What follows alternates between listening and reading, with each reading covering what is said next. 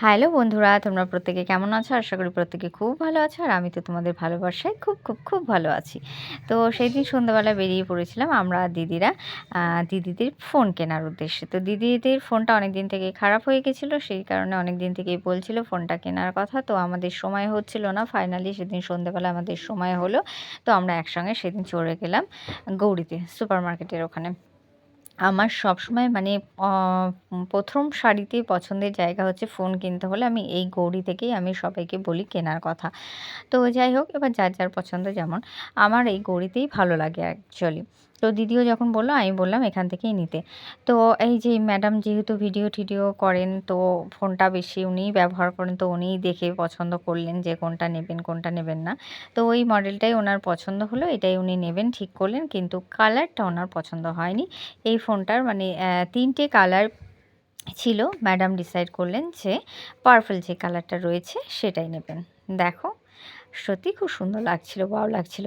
তো যাই হোক, তোমরা কমেন্ট করে জানাও যে কেমন হলো। তো ফাইনালি এটা মানে চুজ করার পর এবার সব ঠিকঠাক করে দিচ্ছিল আর আমার বর বুঝে নিচ্ছিল। তো যাই হোক, ওখান থেকে আমরা ফোনটা নিয়ে বেরোনোর পর বাইরে যেহেতু আমাদের ৩ নায়িকা বসেছিল, তো আমরা ওখানে চলে আসলাম। এই দেখো, দুজন তো খেলা করছে। তো ওখান থেকে সোজা চলে গেছিলাম আমরা আবার ফোনের কভারে। যেহেতু ফোনটা নতুন কেনা হয়েছে, তো যে যা যাবতীয় জিনিস দরকার ওখান থেকে নেওয়া হলো। আর ওখান থেকে সোজা আমরা বেরিয়ে চলে গিয়েছিলাম সেদিন ফরাসডাঙ্গার উদ্দেশ্যে রাবড়ি খাওয়ার জন্য। তো ওইখান থেকে যাওয়ার পথে একটা দেখবে বাঁদিকে খুব সুন্দর বজরংবলীর মানে মন্দির পড়ে। তো আমার তো খুব ভালো লাগে এই মন্দিরটা। তোমরা কে দেখেছো, কে গিয়েছো, পুজো দিয়েছো, তো অবশ্যই কমেন্ট করে জানিও। এদিন সাজানো হয়েছিল এত সুন্দর করে, যেহেতু পরের দিন রামনবমী ছিল। ওখানে বাউল গানও হচ্ছিল। তো ওখান থেকে সোজা আমরা এই ধাবাতে চলে গিয়েছিলাম, কিন্তু দুর্ভাগ্যবশত সেদিন আমরা রাবড়ি পাইনি।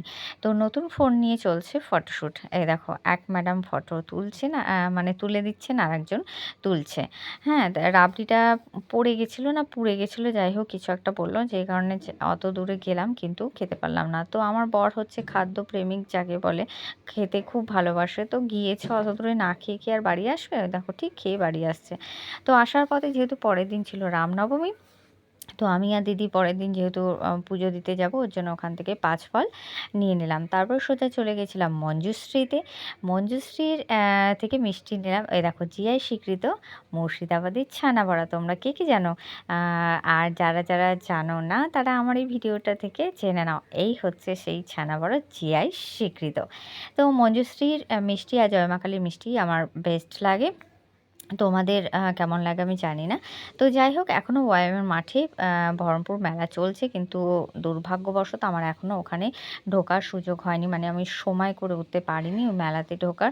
চারিদিকে লাইটিংয়ের এত সুন্দর ব্যবস্থা আর এত সুন্দর লাগে না রাতের বেলাতে, মানে কি বলবো, আমার তো খুব ইচ্ছে করছিল একদিন ওখানে ঢোকার, কিন্তু আমার এখন যেহেতু সোনার পরীক্ষা সামনে চলে এসছে, আর মনে হয় আমার মেলায় যাওয়া হবে না।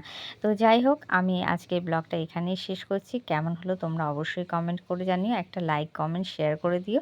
রাধে কেউ রাধে, শেয়ার করতে সবাই ভালো ভুলো না। থেকো, সুস্থ থেকো।